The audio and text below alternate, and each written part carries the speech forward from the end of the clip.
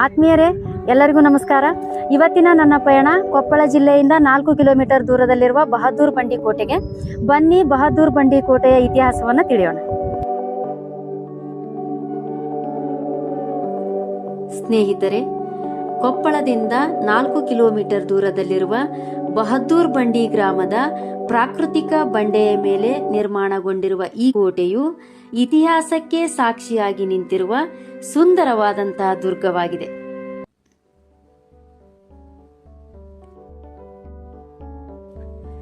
ಈ ಕೋಟೆಯನ್ನ ಸ್ವಾತಂತ್ರ್ಯ ಹೋರಾಟದ ಹೆಗ್ಗುರುತು ಮತ್ತು ರೈತ ಬಂಡಾಯದ ಆತ್ಮತತ್ವದ ಒಂದು ಚಿಹ್ನೆ ಎಂತಲೂ ಕರೆಯಲಾಗುತ್ತದೆ.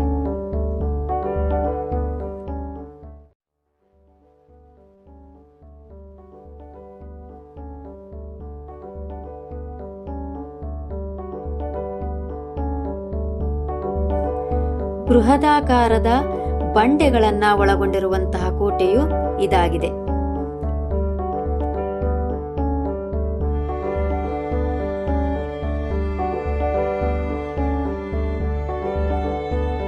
ಇದು ಕೋಟೆಯನ್ನ ಪ್ರವೇಶ ಮಾಡುವ ಮೊದಲನೆಯ ಬಾಗಿಲು.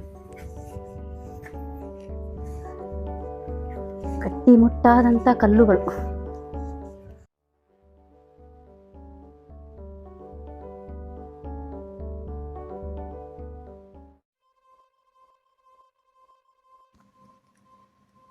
ಅಲ್ಲಿನ ಪ್ರಕೃತಿ ಸೌಂದರ್ಯವು ಕೋಟೆಯನ್ನ ವಿಶಿಷ್ಟವಾಗಿ ಕಂಗೊಳಿಸುವಂತೆ ಮಾಡುತ್ತದೆ.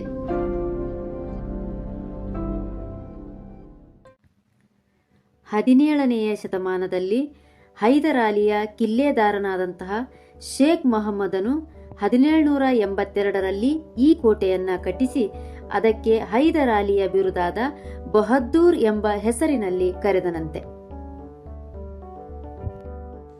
ಫಾರಸಿ ಭಾಷೆಯಲ್ಲಿ ಬಹದ್ದೂರ್ ಎಂದರೆ ವೀರ, ಶೂರ, ಧೈರ್ಯಶಾಲಿ ಎಂದರ್ಥ. ಕೋಟೆಯ ನಿರ್ಮಾಣದ ನಂತರ ಅಲ್ಲಿನ ಸ್ಥಳೀಯರು ಅದನ್ನು ವೀರರ ಬಂಡೆಯ ಕೋಟೆ ಎಂದು ಕರೆದರು. ನಂತರದ ದಿನಮಾನಗಳಲ್ಲಿ ಅದು ಬಹದ್ದೂರ್ ಬಂಡಿ ಎಂದಾಯಿತು. ಆದ್ದರಿಂದಲೇ ಈ ಗ್ರಾಮಕ್ಕೆ ಬಹದ್ದೂರ್ ಬಂಡಿ ಕೋಟೆ ಎಂದು ಕರೆಯಲಾಗುತ್ತದೆ. ಕೋಟೆಯ ಒಳಗಡೆ 5 ದ್ವಾರ ಬಾಗಿಲುಗಳಿವೆ. ಕೋಟೆಯ ಒಳಗಡೆ ಪ್ರವೇಶ ಮಾಡಿದಂತೆಲ್ಲ ಹಳೆಯ ಅವಶೇಷಗಳನ್ನ, ಗೋಡೆಗಳನ್ನ ಮತ್ತು ಕೆಲವು ಶಿಲ್ಪಕಲೆಗಳನ್ನ ಕಾಣಬಹುದು.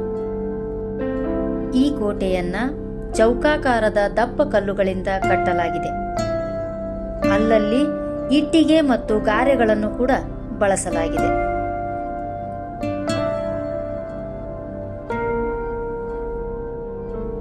ಕೋಟೆಯನ್ನ ಕಟ್ಟಿಸಿದ ಶೇಖ್ ಮೊಹಮ್ಮದನು ಮತ್ತೆ ಟಿಪ್ಪು ಸುಲ್ತಾನನ ಕಾಲದಲ್ಲಿ 1783 ಮತ್ತು 84ರಲ್ಲಿ ಕೋಟೆಯನ್ನ ದುರಸ್ತಿಗೊಳಿಸಿ ಬಾಗಿಲುಗಳನ್ನ ನಿರ್ಮಾಣ ಮಾಡಿದನು.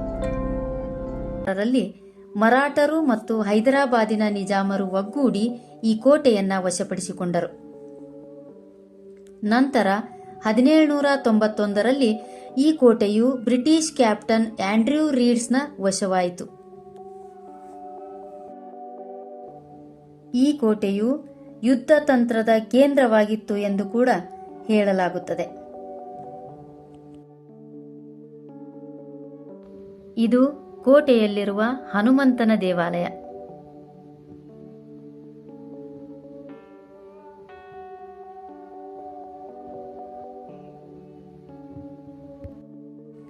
ಟಿಪ್ಪು ಸುಲ್ತಾನನ ಅವಧಿಯಲ್ಲಿ ಈ ಬಹದ್ದೂರ್ ಬಂಡಿ ಕೋಟೆಯು ಮೈಸೂರು ಸಾಮ್ರಾಜ್ಯದ ಸೈನಿಕ ಗಡಿಕೋಟೆಯಾಗಿ ಬಳಸಲ್ಪಟ್ಟಿತು.